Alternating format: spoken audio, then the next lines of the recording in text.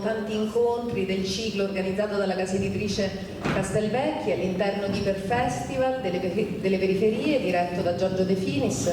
Colgo l'occasione ancora una volta per ringraziare il Festival, De Finis e anche Linda Mazzoleni per il tanto lavoro organizzativo. E oggi arriva proprio vento d'Argentina, quindi è con grande gioia e allegria che riceviamo Alexandra Cohen, psicanalista che viene da Buenos Aires, docente anche a Buenos Aires e che collabora con Il Diario Argentino e molte altre riviste. È una autrice che la nostra casa editrice ama veramente molto e speriamo insomma che il pubblico italiano la accolga nel migliore dei modi.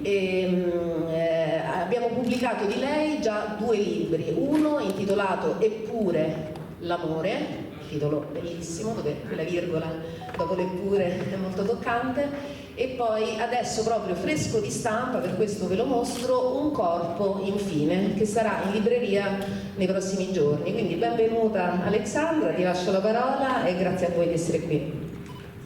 Gracias, Cristina. Bueno, buenos días, estoy muy contenta de estar acá. Gracias al festival por la invitación, por todas las gestiones y a Castelvecchi por todo, por los libros y por el afecto. Bueno, voy a leer un texto que escribí. Vamos viendo cómo se sigue, y porque por ahí por la traducción se extiende un poco, pero lo podemos acortar. No, la traducción es simultánea. Sí, pero a veces, ¿no? Un poco. Bueno, igual lo voy. El texto se llama La resistencia de la imaginación, una cartografía posible. Me sale el acento argentino, que es muy parecido al italiano. El argumento del festival es un texto absolutamente actual, político y por eso mismo potente. Es en sí mismo un llamado a la imaginación. Quiero decir que tiene un sesgo performático, ahí donde apenas uno lo lee, queda imaginando, queda en estado de imaginación. Y es que, antes que nada, el argumento se sostiene en interrogaciones. Y en un mundo lleno de certezas, de tonos altos y estridencias, de respuestas a preguntas que no se formularon, el solo hecho de sostener una pregunta ya da un respiro, ya produce un alivio y suscita una especie de disposición del cuerpo hacia el entusiasmo. Una pregunta, tan solo una pregunta, puede sacar al cuerpo del adormecimiento habitual con el que circula. Una pregunta, tan solo una pregunta, puede despertar al cuerpo amablemente y colocarlo, ahora un poco más suelto, en un recorrido hacia ningún lugar preestablecido, hacia un destino desconocido. Una pregunta, tan solo una pregunta, sin dudas puede dispersarnos y provocar entonces el encanto de imaginar. Una pregunta que no necesariamente está para ser contestada, sino que simplemente suscita inquietud, zozobra, un leve cosquilleo en el cuerpo. Todavía hay algo posible. Se trata todavía de un empuje hacia un horizonte posible. No lo pienso como un territorio a conquistar, sino como un borde, como una orilla, un pequeño montículo de tierra en medio de la inmensidad de un mar que se pone por momentos hostil o demasiado tumultuoso. Un incipiente asomo de futuro, de más allá. Un más allá que va a escribir no una respuesta, sino un enigma. El enigma de aquello por venir. En un mundo que se derrumba, en un mundo en que las imágenes nos asedian de manera incesante, paradójicamente ya casi no hay lugar para la imaginación. En tiempos de tonos asertivos, de respuestas automáticas, ya casi no hay lugar para preguntas. En un mundo lleno de información ensordecedora, ya casi no hay lugar para la invención singular. Pero tampoco hay lugar para la zozobra, ni para los tropiezos, ni para lo inesperado, ni para la sorpresa. ¿Cómo resistir al avance estrepitoso de la deshumanización tan propia del capitalismo devorador? ¿Cómo resistir ante el avance estrepitoso de las imágenes prefabricadas y el brillo enceguecedor de las pantallas? ¿Cómo deponer la mirada ante la obscenidad de las imágenes que pululan imparables? Podríamos parafrasear esas líneas de Casablanca y decir: el mundo se derrumba y nosotros imaginamos. O también esa otra frase de Casablanca: siempre nos quedará la imaginación. Vuelvo entonces sobre el texto del festival. ¿Existe, se pregunta el argumento, existe todavía en nuestro tiempo y en nuestro mundo incluso un exoplanetario, un lugar físico o mental que posea las características de un lugar radical, una zona blanca sin nombre en el mapa de lo conocido, donde uno puede experimentar asombro o ejercitar la imaginación? Creo que sí, que aún existen espacios en donde el asombro, la sorpresa y la posibilidad de desencadenar pequeñas pero potentes revoluciones tienen lugar. Pienso por caso en el psicoanálisis, en la ficción y en lo político. Se trata de tres espacios que justamente no están hechos, hay que hacerlos cada vez, no están dados. No son simplemente un lugar al que uno se retira solo para después volver al mundanal ruido. Son pequeños intersticios que se pueden hacer en medio del mundanal ruido. No se trata de una utopía de fuga hacia la soledad en donde nadie nos afecte. Se trata, en cambio, de un ejercicio de invención que incluye a los otros. Porque nunca es sin otros. Los otros de nuestra vida cotidiana, pero sobre todo los otros de nuestra historia, de la historia de las marcas de nuestro deseo. Son prácticas que requieren bajarle el tono a la vociferación estridente del mundo. Se requiere algo de silencio y de soledad, de una soledad compartida, de un silencio con otros. Se trata de un silencio que no es sinónimo de callar, sino de un silencio que hace posible que paremos de oír, en el sentido también de parar de obedecer. Cito a Pascal Quignard, que dice: oír es desobedecer. En latín, escuchar se dice obaudire. Obaudire, no sé, ahora pienso cómo se dice en italiano, derivó a la forma castellana obedecer. La audición, la audiencia, es una obediencia. Esa obediencia se despliega en la exigencia epocal, la que nos insta a expresarnos, a comunicar, a saber qué debemos pensar. Y a veces creo que es una época que nos obliga a hablar en voz alta hasta el aturdimiento.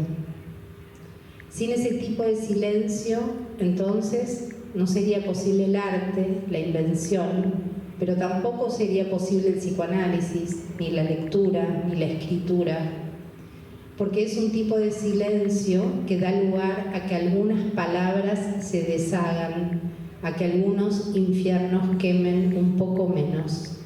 Ese mundo más sutil que acontece de modo inaudito, fuera de tiempo y fuera de lugar. Lo que pasa en esas prácticas pasa porque cesa el aturdimiento que muchas veces es sinónimo de oscuridad. No se puede pensar mientras estamos aturdidos, solo se puede pensar en una discontinuidad. La masa es un ruido que ensordece, pero que sobre todo enmudece. En la masa no hay lugar para un decir, solo nos queda movernos al ritmo de los ruidos que ella impone, porque si nos detenemos es probable que nos aplasten, como en un pogo. El silencio que posibilita, que habilita, que da lugar, que suscita un acompañamiento sin condiciones de obediencia, es un silencio que aloja, que procura un don para que la palabra del otro toque el cuerpo. Un silencio que ocurre porque alguien está dispuesto a la afectación de los cuerpos. ¿Vamos bien? Perfecto. Bueno. Una zona blanca, dice el argumento del festival. Me gusta la noción de zona porque lleva implícita la idea de bordes poco nítidos, de lo poco contenible, de lo poco certero. Zona de riesgo, zona peligrosa, zona de obras, zona de derrumbes, zona de tsunamis, zonas desfavorables, zona de confort, zona de promesas, zona de clivaje, zona de imaginación. ¿Desde dónde hasta dónde? No se puede saber. La zona es una geografía difusa, incierta. Se escribe en una cartografía inestable y precaria. El escritor argentino Martín Coan señala que una zona es un espacio practicado, no es un paisaje, no es un escenario, no es un telón de fondo, no es una ambientación para la acción, sino que es un espacio que adquiere su sentido a partir de prácticas que habilitan una combinación de reconocimiento y de ajenidad. Una zona no está hecha, terminó la cita, una zona no está hecha, se practica, se hace, se suscita a partir de un acto. Ensoñación, sueños, juego, fantasía, poesía, prácticas todas ellas en las que se diluyen las fronteras entre la realidad y la ficción, entre lo real y lo imaginado, prácticas que implican un pequeño pero potente riesgo, el de dejar los puntos y referencias fijas de siempre, esas que conducen a callejones sin salida para aventurarse hacia un juego en el que las cartas no están echadas todavía. Una cartografía posible para la imaginación como resistencia. El psicoanálisis, una práctica apocada, cinépica, periférica, una práctica de lo residual, de aquello que los discursos hegemónicos descartan, un espacio en el que encuentran lugar los restos descartados por el capitalismo, lo improductivo del deseo. Un ejercicio que se ocupa de esos restos del cuerpo con los que la medicina a veces no sabe qué hacer. Una práctica periférica, porque un analista siempre está un poco fuera de lugar respecto de los discursos oficiales, institucionales, estereotipados. Un espacio inédito en donde se hace un recorrido no lineal, sino más bien zigzagueante, un poco errático. Un recorrido por las marcas de una historia, por las marcas de nuestro deseo. Un espacio inédito en el que se empiezan a balbucear nuevos tonos y a deletrear nuevos alfabetos. Es el espacio en donde se alojan los sueños, las fantasías y en el que se inventan mundos posibles, destinos inesperados. Un destino que se encuentra, que se va escribiendo, que se va leyendo en el rodeo propio del deseo, propio también del análisis. O como escribe Valerio Magrelli, no hay teoría sino un relato de pequeñas catástrofes jugadas dentro de los espacios interestatales de la carne. Un espacio inédito en el que se conjugan deseos y se aplacan infiernos. Una práctica en la que se ensaya un ejercicio de lectura sobre lo mismo que tiene como efecto otra cosa. Una práctica de las variaciones sobre un mismo asunto. Arriesgarse a la variación, dice Andrew Furmantel, señalando que la variación es un arte y es un riesgo. La variación, dice, deja entrar en la repetición misma un dispositivo de invención supremo, yo diría casi de extravío. La variación nos hace creer que habríamos podido perdernos para después volver a tomarnos suavemente de la mano para devolvernos hacia el tema principal y luego alejarnos de él de nuevo, imperceptiblemente. Se trata de ejercitarse en perder la orilla, perderse a secas y encontrar en el camino de esa pérdida el bucle de un deseo intacto. Variación, dispersión, la distracción como hábito y como práctica. Pero lejos del mandato de distraerse para no pensar en algo, la distracción, tal y como la pienso ahora, sería en rigor distraerse para poder pensar en algo, para poder imaginar. Me gusta la práctica de la dispersión, aunque de la distracción. No es algo que uno haga voluntariamente, pero se trata de hacerle lugar. Se dice por momentos que esta pareciera ser una época pre-freudiana. No es difícil entender por qué. Lo que se sigue rechazando del descubrimiento freudiano es no solo el inconsciente, esa usina creadora de nuevos mundos, sino también la voluntad pulsional, la no transparencia del sujeto consigo mismo. Ciertos discursos actuales producen diversas formas de negación del inconsciente y de aquello que del eros no es controlable, aquello que del cuerpo es exceso. Esos discursos van configurando los modos en que la época concibe las relaciones amorosas y suponen un sujeto de la voluntad. Se pretende que no haya opacidad del cuerpo, que no haya opacidad en el erotismo, en el lenguaje y en las relaciones con otros. Se pretende que no exista el malentendido, que haya garantías, que el otro sepa lo que hace, que sepa lo que quiere, que sepa cómo nos afecta. Y a la vez eso recae sobre cada uno de nosotros. También estamos obligados a saber lo que queremos, lo que hacemos, hacia dónde vamos. No hay lugar para trastabillar, para equivocarse, para vacilar. Hay cada vez más discursos funcionando como certezas y rechazando la posibilidad de pensar. En una época muy proclive a las antinomias y las dicotomías, es una época en la que hay poco espacio para la experiencia siempre singular, esa experiencia que también incluye la espera y la suspensión.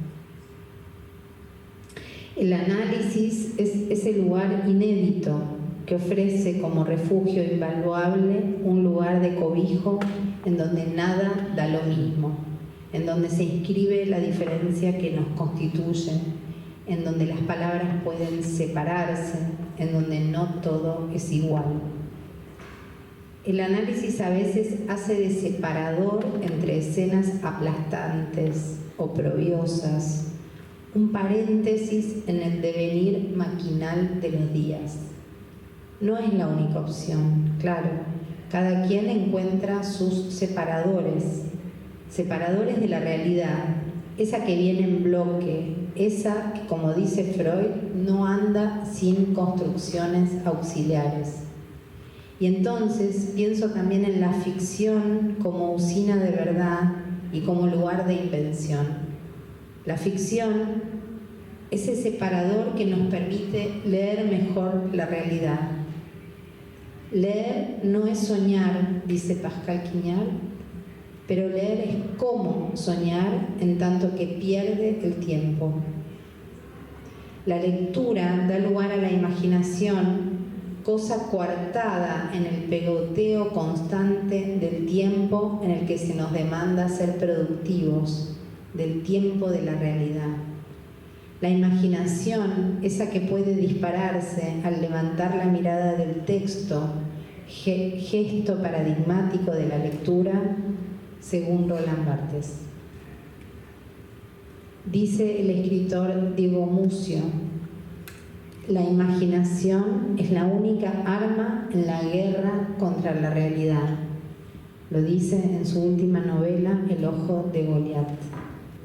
No hay imaginación posible cuando quedamos metidos en esa boca hambrienta e insaciable de la realidad. ¿Sigo bien? En un mundo en el que se nos atiborra, en el que se nos empuja al consumo permanente, en el que se nos insta a producir sin descanso, la imaginación, una especie de estado deseante, acaso sea una resistencia, un refugio. Cristian Ferrer, un sociólogo argentino, dice: un mundo en el cual las personas están destinadas a producir, consumir, marchitarse y morir no es deseable. Es el mundo de la rueda del hámster. El objeto que se consume hoy ya está declarado obsoleto por la misma industria que lo fabricó.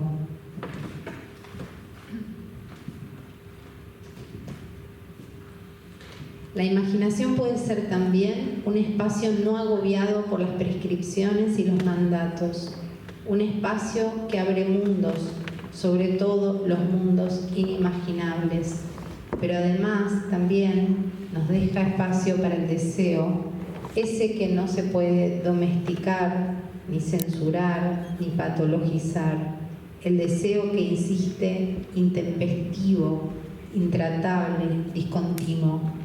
El deseo que no se conforma con objetos de consumo, sino todo lo contrario. El descubrimiento freudiano está vivo, es la marca de lo vital. Contra la máquina, el inconsciente. Las formaciones del inconsciente son las pequeñas marcas de resistencia, de refugio al imperio del otro bajo la forma de la adaptabilidad. Si algo no se adapta, es el inconsciente. Sueños, lapsus, chistes, olvidos y toda la psicopatología de la vida cotidiana son el resquicio, el pequeño hiato por el que se cuela la resistencia a lo maquinal. ¿Qué es soñar sino el modo permitido de transcurrir en los desvíos inimaginables, en las oscuridades que encandilan y en los infiernos tan temidos? ¿Qué es equivocarse sino introducir un desvío en la línea recta hacia lo que se espera de nosotros? ¿Qué es olvidarse sino descansar un rato de aquello que parecía no tener alternativa? ¿Qué es reír sino recuperar al menos un poco la infancia perdida? Mientras haya inconsciente, habrá resistencia a la adaptación total, resistencia a ser arrasados totalmente por el imperio del otro, por la topadora de la hiperproductividad. No somos máquinas, aunque a veces se pretenda que lo seamos. Sigue Cristian Ferrer y dice: la máquina general industrial moderna es una máquina de destrucción de cuerpos y de anhelos. La resistencia a lo maquinal se halla entonces en esos pequeños desajustes, en esos pequeños desfasajes, desvíos y desadaptaciones que se ponen a jugar cuando el exceso irrumpe. Exceso que bien podría ser el del lenguaje, el que nos conduce una y otra vez al malentendido y al equívoco, sin los cuales no habría encuentro ni experiencias posibles. ¿Qué es un análisis sino un espacio en el que alguien se entera de que está demasiado adaptado? ¿Qué es un análisis sino ese espacio donde nos enteramos de que no hay deseo sino en el desvío, que no hay deseo sino en el devenir otro de sí? Y ahí también está la imaginación. No hay sujeto sin malestar y no hay cultura sino forjada en ese malestar. Son términos inseparables. Lo que el psicoanálisis enseña es que no hay otro malestar que el malestar del deseo. Si pretendemos anular el malestar, nos llevamos puestos tanto al sujeto como al deseo. Eso no quiere decir que haya que resignarse o que haya que dejar de visibilizar ciertas cuestiones. Estamos intentando producir ciertas emancipaciones, pero hay una trampa que nos deja más alienados por ciertos discursos productivistas, individualistas o mercantilistas. Eso no quiere decir que haya que acostumbrarse o resignarse al sufrimiento o al malestar, sino que hay que dejar de pretender extirparlo. El hecho de estar vivos incluye la angustia y el síntoma, la inquietud y el malestar y el tránsito por eso que no cuaja y que no va a cuajar. Como seres vivos, dice el psicoanalista Hinkis, estamos carcomidos por el síntoma. El ser hablante es un animal enfermo. Para el psicoanálisis, el miedo, el dolor, la tristeza, la angustia que suelen irrumpir en nuestra vida son registros subjetivos de un malestar inherente a la condición del animal que habla, y no se podrían reducir y ordenarlos en grados de salud y enfermedad. Tomar en cuenta que la cosa puede no encajar del todo es para mí una manera de alivianar la tortuosidad que implica la existencia de estar siempre a la altura de un ideal, ese que siempre nos va a dejar en un lugar de déficit. En definitiva, es una manera de no insistir en tapar agujeros, ni los propios ni los ajenos, y en cambio usarlos para respirar, para que el deseo, como el patos del cuerpo, encuentre un espacio. Imaginación, ficción, juego. La relación entre el mundo infantil y la poesía fue señalada por Freud cuando dijo: todo niño que juega se comporta como un poeta, pues se crea un mundo propio, o mejor dicho, inserta las cosas de su mundo en un nuevo orden que agrada. Y dice, lo opuesto al juego no es la seriedad, sino la realidad. Subrayar que no se trata de algo poco serio, sino de algo que se produce en las antípodas de la realidad, resulta fundamental para poder pensar que son prácticas para lidiar con esa realidad y a la vez, en el mismo acto, transformarla. Freud le escribe a Thomas Mann y le dice: las palabras del poeta son en efecto acciones. El juego también. La palabra poética, esa palabra que hace algo, nos alivia de la pesadez de los signos ya sabidos, extenuados, oxidados.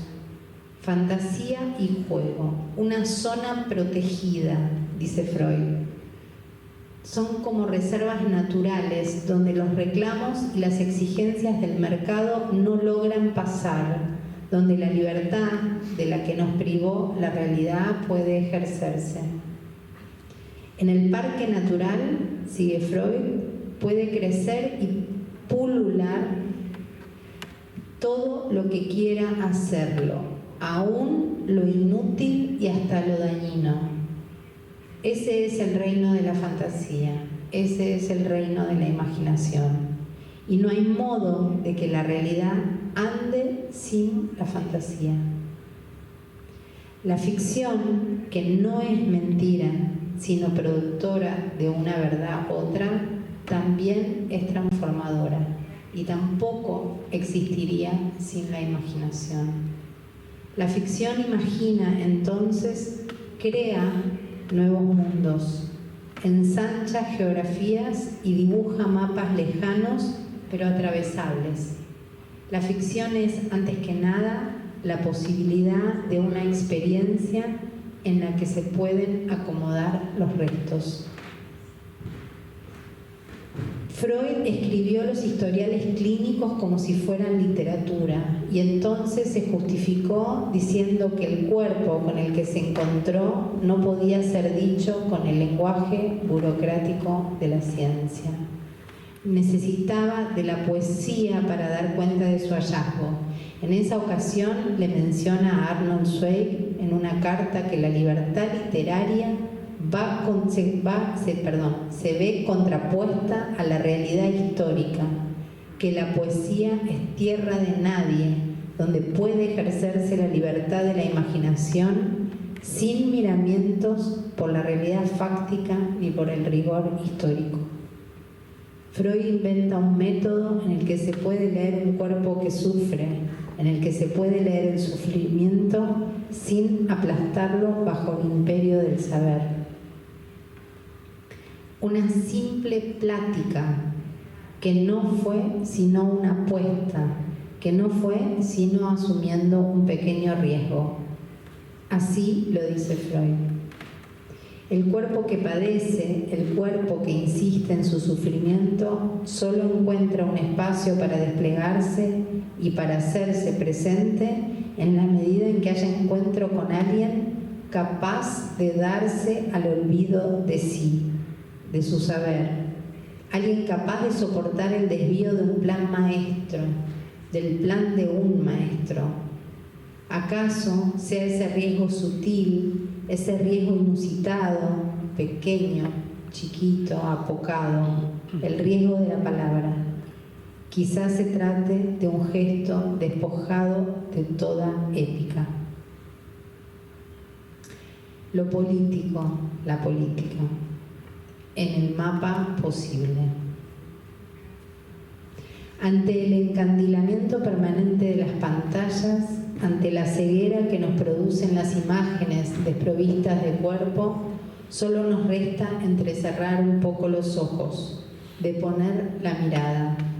Ahí donde todo se da a ver, se trata de algo así como de producir una especie de miopía artificial para mirar de cerca y desenfocar un poco el fondo. Hace falta también una alternancia, un espacio, un hiato. La erótica de la vida y de lo político en la vida necesita de la alternancia, necesita pispear, entrever.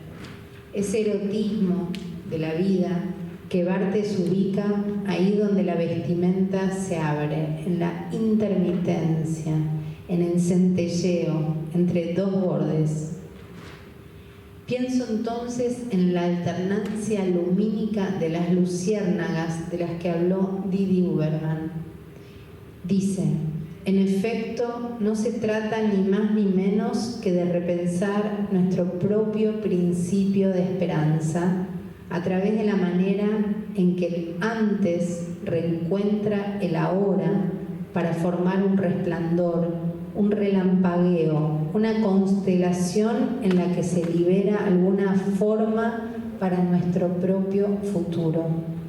¿Acaso las luciérnagas, aunque huelen al ras del suelo, aunque emitan una luz muy débil, aunque se desplacen lentamente, no dibujan, rigurosamente hablando, una constelación semejante? Afirmar esto a partir del minúsculo ejemplo de las luciérnagas equivale a afirmar que en nuestra manera de imaginar yace fundamentalmente una condición para nuestra manera de hacer política. La imaginación es política, eso es lo que hay que asumir. Recíprocamente, la política no puede prescindir en uno u otro momento de la facultad de imaginar. Todo eso era Didier. La relación entre la imaginación y lo político se cifra quizás en la famosa consigna de mayo del 68, la imaginación al poder. En ese momento fue Sartre el que les dijo a los estudiantes: hay algo que ha surgido de ustedes que asombra, trastorna, que reniega de todo lo que ha hecho de nuestra sociedad lo que ella es. Se trata de lo que yo llamaría la expansión del campo de lo posible. No renuncien a eso. Esa revolución fracasó, pero no resulta caduca la idea. La imaginación como potencia transformadora de mundos.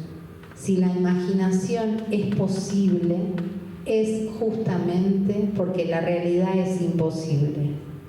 Desde mayo del 68 hasta esa utopía de mundo sin fronteras, ni guerras, ni infiernos, sin posesiones, ni egoísmos de John Lennon, la imaginación es pura creación transformadora. Ahí donde las palabras también son hechos. Ahí donde las palabras pueden provocar lo inusitado. La imaginación puede transformar la realidad porque no es ella misma realista. Claro que también hay algo deshumanizador en la circulación de las imágenes de hoy en día. Nos vamos acostumbrando a la crueldad. El algoritmo nos muestra un par de zapatos a la par que niños muertos por las guerras. La crueldad de la época también está cifrada en el modo en que consumimos todo del mismo modo. La crueldad está domesticada, al igual que el horror, en la anestesia que nos va corriendo por el cuerpo, producto de las horas de exposición a los medios masivos y a las redes sociales, producto de la proliferación de imágenes que lo toman todo. Algo de esa anestesia, hoy llevada al paroxismo, ya había percibido Susan Sontag en el libro sobre la fotografía. Ahí dice que la necesidad de confirmar la realidad y dilatar la experiencia mediante fotografías es un consumismo estético al que hoy todos son adictos. Y también dijo, la fotografía, que tiene tantos usos narcisistas, también es un instrumento poderoso para despersonalizar nuestra relación con el mundo, y ambos usos son complementarios. Es 1977 y Sontag sostiene que el consumo de imágenes del horror, el horror de las guerras, solo funciona para domesticarlo y acostumbrarnos a él, que nos insensibiliza y que nos conduce a la inacción. Sin embargo, en 2003 revisa su posición y en el libro Ante el dolor de los demás sostiene que si bien existe el consumo, algo morboso, de las imágenes del horror, las imágenes también pueden servir para explorar el dolor y para despertar hacia la acción. Dice, la designación de un infierno nada nos dice, desde luego, sobre cómo sacar a la gente del infierno, cómo mitigar sus llamas. Con todo, parece un bien en sí mismo reconocer, haber ampliado nuestra noción de cuánto sufrimiento a causa de la perversidad humana hay en un mundo compartido con los demás. La pregunta por el lugar de las imágenes del horror fue sostenida también por Lili Uberman en Imágenes pese a todo. Dice, 4 trozos de película arrebatados al infierno. Para saber hay que imaginarse. Auschwitz, agosto de 1944. 4 imágenes pese a todo, pese a los riesgos, pese a nuestra incapacidad para saber mirarlas hoy en día. El Sonderkommando en su labor, supervivencia y necesidad de resistir, emitir señales al exterior, la imagen fotográfica que surge en la unión de la desaparición próxima del testigo y la irrepresentabilidad del testimonio. Arrebatar una imagen a esta realidad. La imaginación allí cumple una función. Para saber hay que imaginar, pero además, contra la idea de que ese horror es inimaginable o inenarrable, dice Uberman, las fotografías de agosto de 1944 se dirigen a lo inimaginable y lo refutan. Y también dice, para recordar hay que imaginar. El umbral del pese a todo entre la necesidad de hecho y lo imposible de derecho. Era imposible ese horror, sí, hay que imaginar. Ahí donde lo imposible pasó, hay que imaginar. Se trata entonces de pensar de nuevo la imaginación más allá de la oposición entre apariencia y verdad. La tensión permanece aún hoy, no solo para la memoria del horror, sino para la relación actual con él. La imaginación no es voluntaria, no es calculable, pero no es pasiva. Es evasiva y abierta, según Bachelard, autor que también asocia la intermitencia de la luz a través de la llama de una vela. Dice, la llama es, entre los objetos del mundo que convocan al sueño, uno de los más grandes productores de imágenes. La llama nos obliga a imaginar, soñar despiertos, dejarse ir. El sueño ante la llama, sigue Bachelard, es un sueño de asombro y la capacidad para asombrarse está muy cerca de la capacidad deseante. Imaginación, asombro y sorpresa en las antípodas de las apatías y anhedonias contemporáneas. Cabe preguntarse entonces si el tedio y el aburrimiento que padecen muchos, tan propio de estos tiempos, no tiene relación con este signo de época. Pretender verlo y explicarlo todo, pretender saberlo y anticiparlo todo. Me refiero también a las relaciones, al amor, al deseo y también a la amistad. Iluminarlo todo con sentido, no soportar demasiado la ambigüedad propia del lenguaje, la sutileza de los esbozos, los pliegues del cuerpo por donde el sentido se escurre, el no saber y el acontecimiento que implica el encuentro, lo incierto del deseo. Pero también existe la imaginación ligada a lo catastrófico, a lo que no saldrá bien. Una imaginación ligada a los miedos, a los temores, a las fobias, como cuando alguien dice, imagino lo peor. Y entonces alguien puede verse, porque se ve a sí mismo, impedido de ir hacia. La inhibición de los cuerpos está muchas veces sostenida en imágenes de lo peor. Imaginar escenarios concretos en los que las cosas nunca salen bien. La imaginación en estos casos funciona como una certeza inamovible, un reflejo en el espejo que solo arroja imposibilidad. Desasirse de esas imágenes no para convencerse de que todo se puede, sino para dejar lugar a lo que no se sabe. Agujerear la certeza de esas imágenes, pero no para poner otra certeza, sino para expandir el horizonte de lo incierto. Porque son muchas las veces en las que lo que produce sufrimiento no es la incertidumbre, sino la certeza. La imaginación también es oscura y puede ser hostil. La poeta Mary Reffel, a la que llegué gracias a Virginia Cousin, dice esto: la imaginación es mi daimon, porque es mi mejor amigo y mi peor enemigo. Es mi mellizo, porque yo soy mi propio mejor amigo y mi propio mejor enemigo. Ya estoy por terminar. Sí, está. No hay deseo sin imaginación, no hay vida ni eros, pero tampoco tristeza ni falta. Sin imaginación no hay espacio porque todo pretende estar colmado de sentido. ¿La imaginación acaso sea una disposición del cuerpo para encontrar lo que no se busca, para poder atajar el pequeño placer de lo inaudito, de lo impronunciable, de lo impronunciado?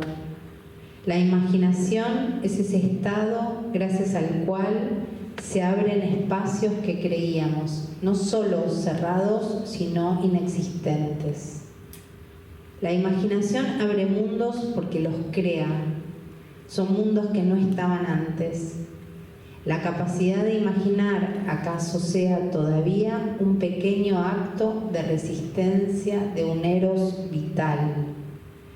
Eros que es la cifra del destiempo y del desquicio, de la contingencia y del acontecimiento, de la descolocación y de la sorpresa. La imaginación es inclasificable, inubicable, como Eros mismo, lo incesantemente imprevisible de lo atópico. Entonces da lugar a la contingencia y se escribe en las antípodas de lo calculable. Lo contingente interviene deshaciendo lo adecuado, el momento justo, porque pone en juego un acto que no podría anticiparse ni tampoco hacerse presente, porque hace de lo venidero algo incalculable. Se trata de un riesgo que se precipita como resistencia a la vida sofocada, la que calcula, la que no pone en juego nada, la que no pone de sí. Una vida que pretende saberlo todo anticipadamente. El riesgo es, en cambio, según Andrew Formantel, el de la posibilidad de la irrupción de lo inédito. Es la posibilidad de que se dibuje una línea en el horizonte que habilite el desplazamiento como contrapartida a la fijeza de los pretendidos saberes que inmovilizan. Es lo inédito, en las antípodas de lo que ya se sabe, de lo que ya está escrito. Es lo inédito que se suscita si se está dispuesto a vivir sin rechazar lo incierto, si se está dispuesto a hacer del destino algo por escribirse aún. Psicoanálisis, ficción, lo político. Prácticas que no están desimbrincadas una de la otra. Tal como lo pienso, el análisis es un ejercicio político, ahí donde las transformaciones que produce tienen efectos en la comunidad, en la polis. A la vez es un ejercicio de lectura y también de escritura. Para Julia Kristeva, el psicoanálisis y la literatura son la misma cosa, dice, salvo que una publica y la otra guarda su descubrimiento para vivir mejor. Pero es la misma dinámica psíquica que consiste en barrer todo lo que es palabras cansadas y modos de vida aburridos, contar con un nuevo aliento, cambiar el modo de hablarse a sí mismo y de nombrar las cosas y de ligarse a los otros. Finalmente se trata de prácticas que, frente a lo ineluctable del dolor de existir, frente a la aparente falla y falta de alternativa de un mundo asediado por derechas, ansias de poder y guerras, frente a la deshumanización que la lógica de las guerras y las conquistas produce sobre nosotros, frente a la mercantilización y la precarización de los cuerpos y a la desidia de los estados que nos deja cada vez más solos, frente al capitalismo tardío que nos empuja a vidas cada vez más grises, maquinales, desligadas de los otros, aún quedan estas prácticas, las que nos entregan la posibilidad de saber hacer, es decir, de saber inventar. Si como cree Ruffel no hay diferencia entre pensar e imaginar, porque ambos son uno, entonces ninguna transformación puede ocurrir sin ella. La imaginación acaso sea uno de los nombres de ese saber inventar, acaso el nombre de las pequeñas pero potentes revoluciones íntimas pero también políticas y comunes. Intenté configurar un mapa de los espacios en donde la imaginación puede hacerse lugar. Es un mapa precario, frágil, un poco inestable, que incluye oscuridades y terrenos también hostiles. La imaginación no es una panacea, es más bien un fármaco, veneno y remedio a la vez. Veramente invito ad abitare questo spazio bianco di desiderio, questo esercizio di invenzione, di veramente una pratica che illumina anche il nostro lavoro editoriale, insomma, proprio la voce. Il prossimo appuntamento sarà oggi con Umberto Curi alle ore 17.